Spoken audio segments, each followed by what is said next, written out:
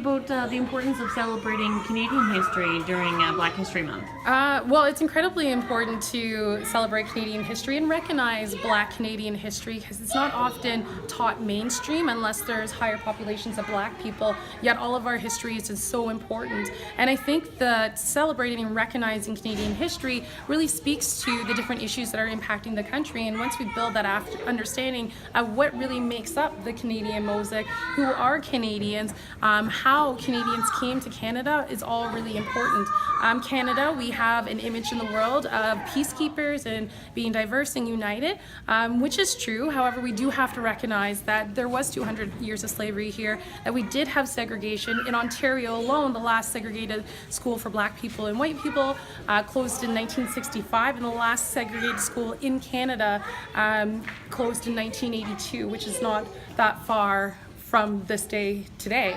And so we often miss that, or we're not taught that, and it's really important to recognize that although a lot of slaves did flee to Canada, we did still have Jim Crow laws here, and we did violate human rights, but also recognizing with the multicultural policy and pieces of legislation that there were ways that Canada did try to make equal rights for Black people and new immigrants to the country. How tough is it? Like, I grew up in Halifax, where there is a large community. Yeah, Africa town. Yeah. So, but I mean, how tough is it in a place like Thunder Bay, where the Black population is quite a bit smaller? It is a little bit tough, and it's not just smaller; it's so diverse here. Like for myself, I'm first generation Canadian. I'm from the Caribbean background, whereas our vice president today just came to Canada how long ago? 8 years ago. 8 years ago, and so his daughter Sage, first generation Canadian. Exactly. And our experiences are very different, although we choose to make Thunder Bay our home.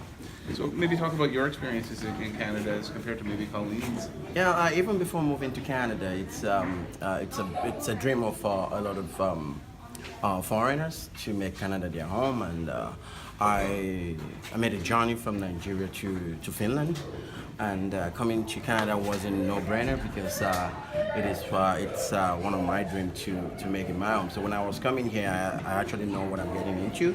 But when I choose Thunder Bay, people kind of ask me like, where are you going? I said I live in Finland for 3 years, so coming to Thunder Bay is normal for me because I knew Thunder Bay has a lot of Finnish people. So when I moved there with a couple of my friends from Europe, and majority of them left. They left for the big city, and they keep asking me why Thunder Bay. I said because I feel Thunder Bay like not just my second home, my main home.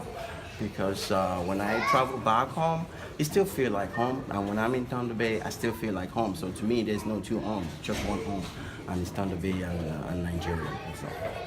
And I think the difference for me growing up here is just even though looking at me, you can tell that I'm of a biracial race, and still feeling those systemic impacts of racism in Canada growing up is something that probably differentiates a little bit of the new experience from being first or second generation Canadian. We've done a lot of work. We still have a lot of work to go, but like Ade says, like I'm here for life. So yeah. Any concerns with some of the rhetoric that's starting to come out? I mean, does that cause you any concerns that maybe society is going backwards in its thinking in some cases when it comes to race?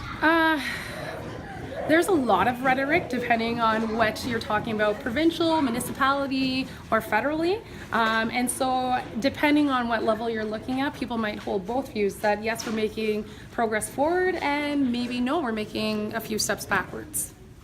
Talk about your event that you have coming up. Yeah, so on March 2nd, we have the annual Black History Month Dinner and Gala. It's our 8th annual. It'll be at the Italian Cultural Center.